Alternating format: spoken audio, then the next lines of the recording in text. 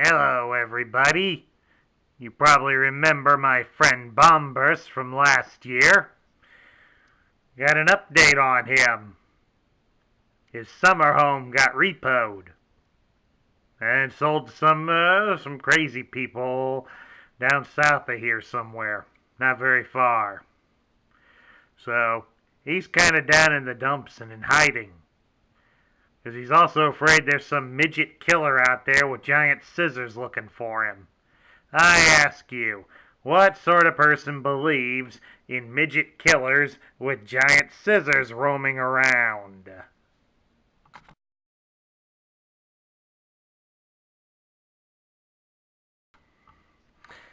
Hello everybody, Sparkster1701 here, and as we get ready to close out Pretender Month before Halloween, we're going to take a look at one last Pretender.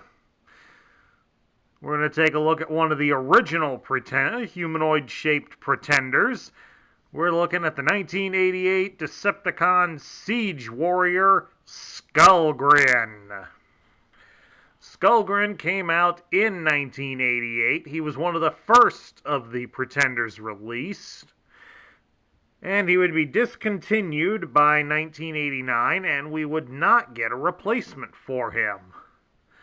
Skullgrin and his buddy Bombburst, along with Submarauder, were more famous for making an appearance in the anime series Master Force, where they served as the early antagonists to our heroes throughout the entire series, but they were the original bad guys in it until many more of the other Decepticons started to appear.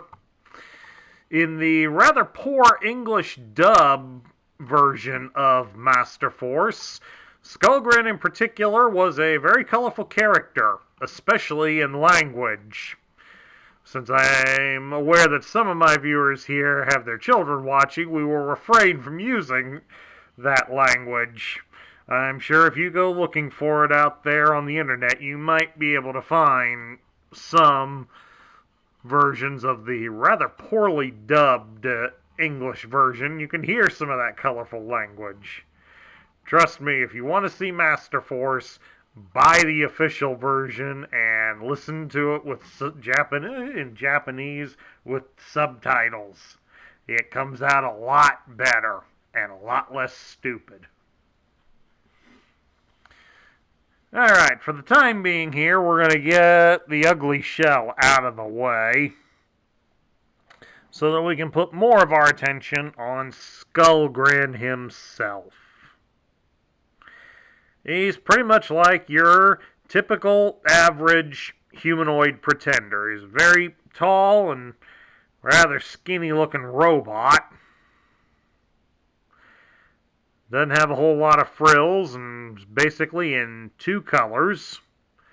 The gray's kind of nice. This purplish color, whatever it's supposed to be, I ain't feeling it, but well, whatever works. As for articulation goes, he's got about the standard for pretenders like him. The arm rotates at the shoulder. It can rotate all the way around. Take his gun out, and as you can see, the arm does rotate completely around. Can only do that just due to the fact of the way his guns are designed.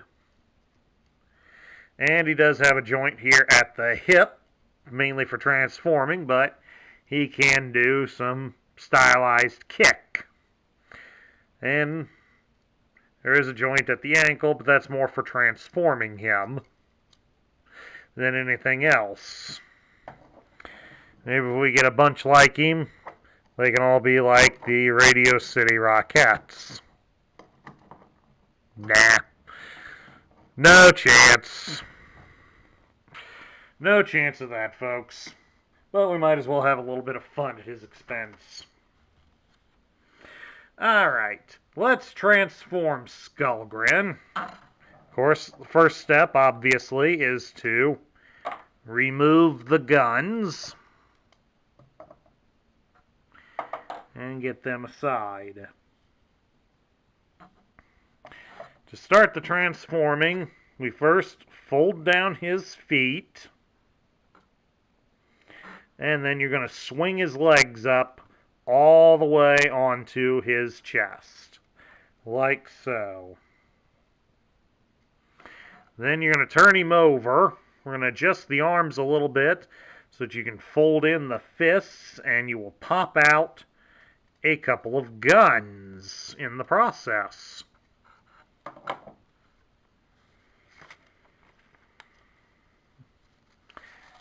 And now we fold the arms up at the shoulder so that they go onto his back. And then you'll take his guns and mount them into these holes right here on the sides of his legs, like so.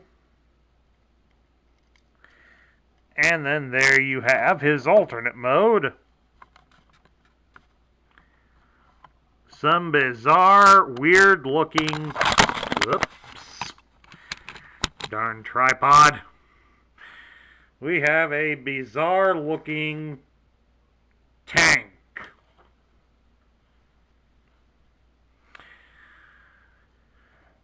As such, it does not resemble any known tank.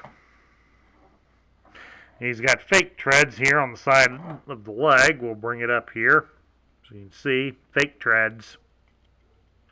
But he does have a couple of wee wheels here on the back and a nice big one dead center.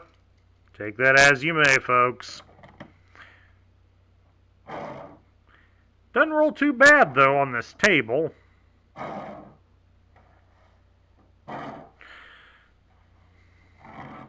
Does annoyingly turn a little bit. But that's not too bad. I mean, it could be worse, but it's not too bad. That's kind of fun. It's kind of fun just to reach back here and whack him on the head and send him rolling across the table here. Yeah, we could do this for hours if we wanted to. But we got better things to do. Now that he's back in robot mode, let's get him put into the Pretender shell. And that's a very simple process. You hold him and shift his arms towards his back, like so. And then you're going to fold down his feet. And that's it.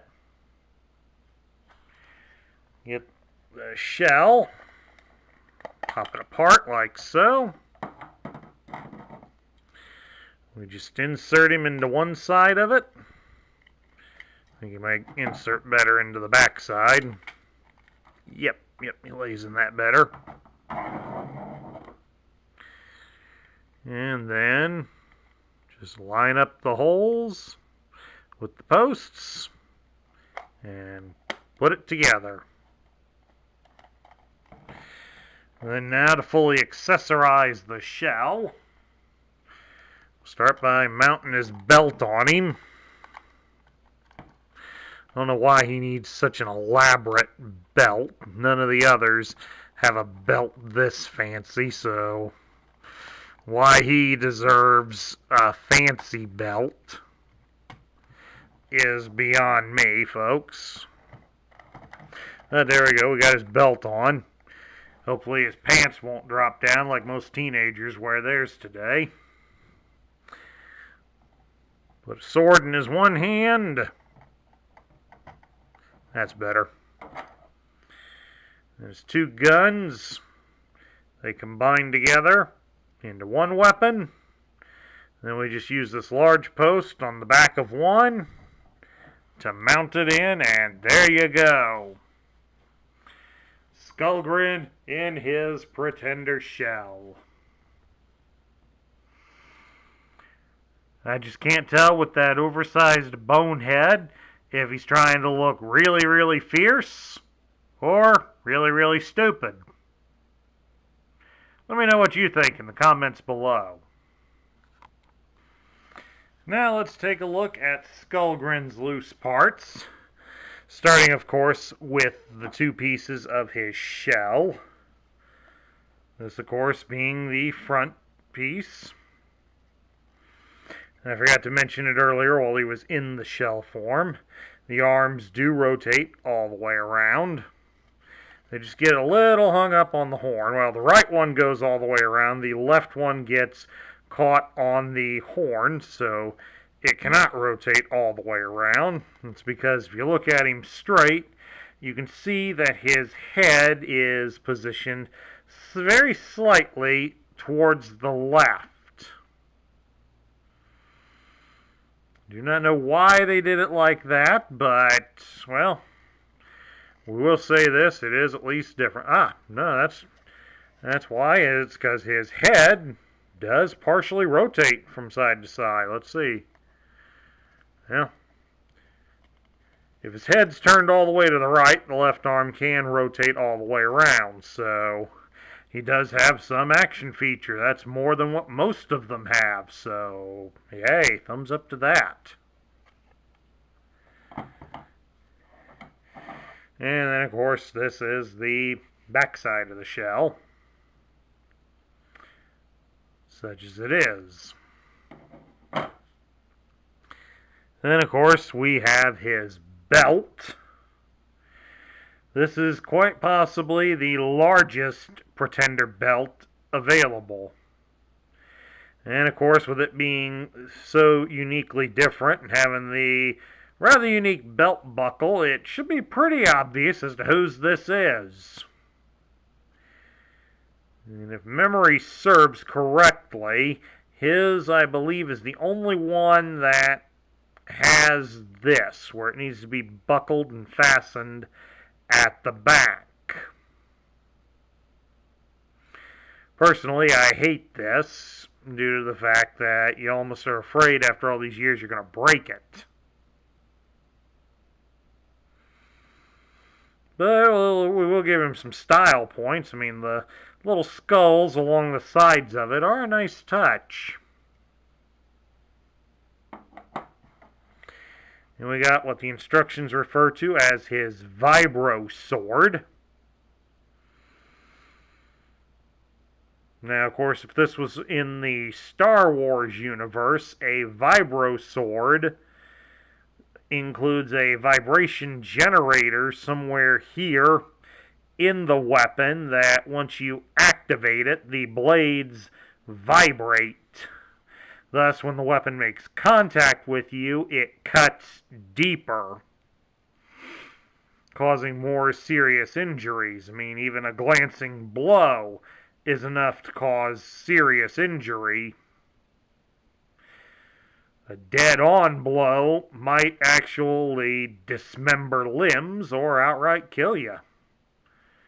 I don't know if that applies in the Transformers universe, but it at least gives you some idea as to what exactly it does.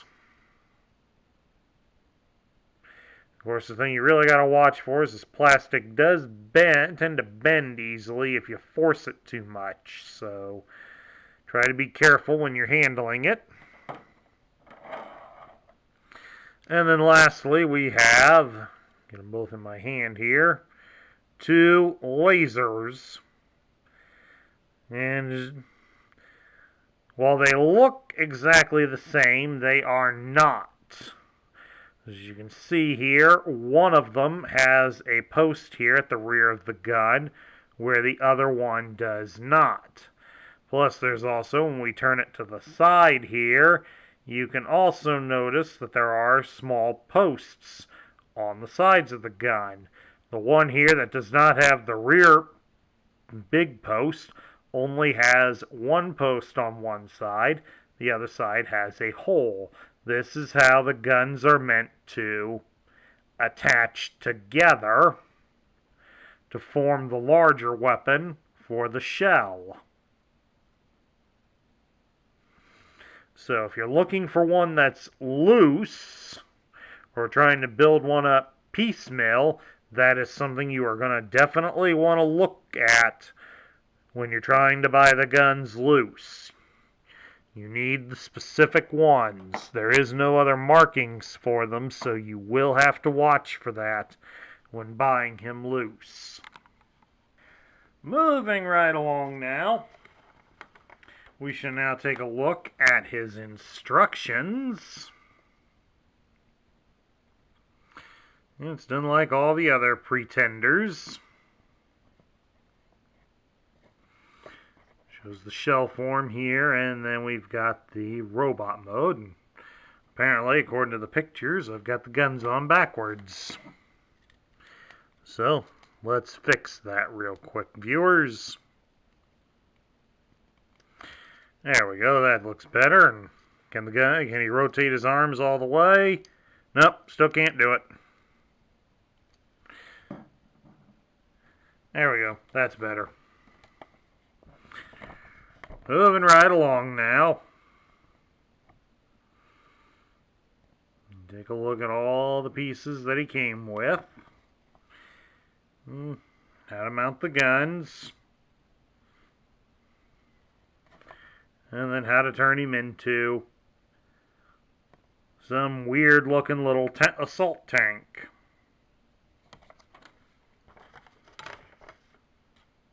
Which unfortunately I forgot to mention to you. It should be quite obvious though, but the turret does not rotate. You'd only get to move it partially at one angle, and that'd be about it, so it's kind of useless. And now how to get him into the shell.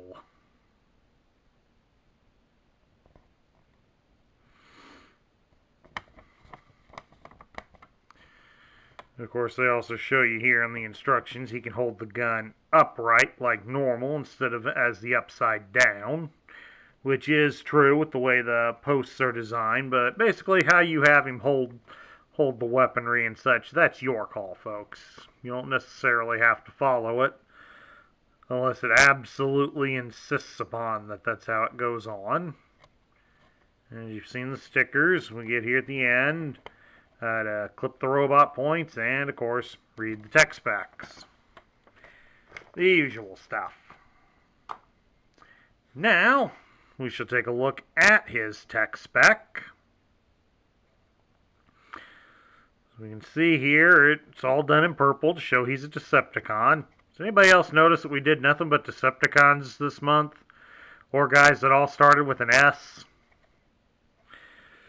It's got a picture of him that would have matched what was on the front of the box. It actually makes the shell look a little more imposing and definitely makes that tank mode look a little bit better. Pity it didn't turn out that well on the toy. It gives his name as Skullgrin. It lists his function as Siege Warrior. And his motto is, "Those who stand against me shall soon fall before me." A brutal, uncontrollable engine of destruction. Doesn't stop attacking until everything is destroyed. Never retreats from danger. Usually communicates in a series of snorts and snarls. In creature shell, wields a double slag maker laser and a metal-rending vibro sword. Without shell, transforms into a shrapnel-blasting assault tank. Now, the one thing that we can point out to you is that the writers went a little overboard on the exclamation points. I mean, we got 1, 2, 3, 4, 5 exclamation points used in this entire thing. That's a little too much. So if there's anybody at Hasbro watching this, for your modern Transformers, please don't do that. Putting extra emphasis does not necessarily make him better. Now, let's lay the decoder here over the grid, and you can see there isn't much going on it here. It gives his strength and his intelligence as 9. His speed is 4. His endurance is 9. His rank is 6. His courage is 10. His firepower is 8, and his skill is 5. So it leads a lot of contradictory information here. It's kind of, how come is he so strong and so smart and so brave, but only just barely capable of doing his job?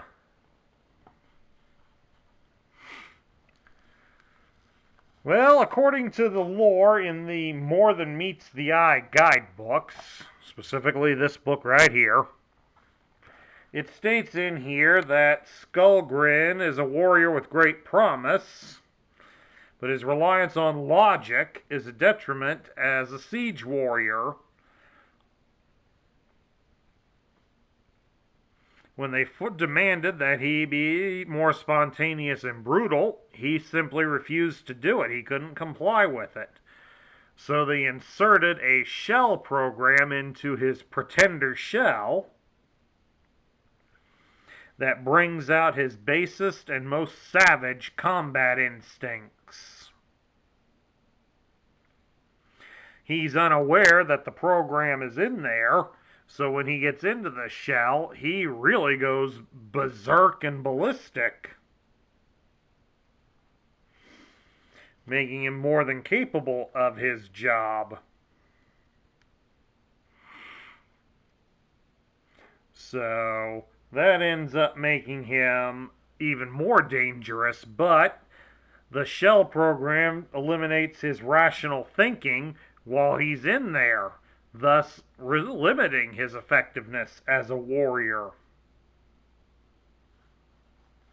He can't really be used as a leader or a tactician while inside the shell. So what do I think of him? Skullgrin has the potential to be a top-tier toy. Having a Decepticon that's an effective warrior and a master tactician would definitely be a bonus in their army. The problem is that they want him to be the base, violent siege warrior more than they want to take advantage of his natural abilities as a tactician. That, I find, is very poor planning on the Decepticon leadership, whether it be Megatron or Galvatron, who's using him as such. That just comes off as being rather stupid, of forcing him to be something that he isn't by means of essentially a virus program inside the Pretender shell. However, I do give some bonus points on the fact that the lore makes that more of an extra function that the Pretender shells do have. A lot of the lore done for the toys at the time of their release really didn't go into a lot of the details about the shells. What was their exact purpose? What could they do? In the years that have come since then, the various writers of the newer comics have come up with better uses for the various gimmicks that Hasbro came up with to sell these toys. The Pretender shells, in particular, were given extra features that were not really discussed, but could go along well reasonably with the toy's tech specs. As the bio here for Skullgrin claims that he's a savage brute, but savage brutes aren't known for having high levels of intelligence. So the lore helps clear out a lot of that. However, though, I'm still going to put him in the middle tier. He's not really an exact guy you definitely got to have, and his tank mode is pretty pathetic looking. It'd be nice if we at least could rotate the arms a little bit better to make it as a tank turret. That would enhance the play value a little bit more. Instead, all we get is somebody who's only good at frontal attacks. I mean, yeah, you could probably place the lower guns to point backward so that he could shoot figures behind him. That might work and help, but it still limits him greatly on the play value. That and the fact that the tech spec bio goes a little overboard on the exclamation points, like they're trying to hype him up as something more than what he really is. That, and also, I really do not like his belt. But again, these are just my opinions, and you are free to agree or disagree with me as you see fit. And that concludes my review of the Generation 1 Decepticon Siege Warrior Skullgrin. If you liked the video, please thumbs up it here on YouTube. Hit the subscribe button down below if you haven't already. Please also like this video and share your thoughts in the comments below. I'd love to hear your opinion of Skullgrin. This is Sparkster1701 saying we're closing out Pretender Month. I hope everyone enjoyed it. I will catch you all later, and happy Halloween!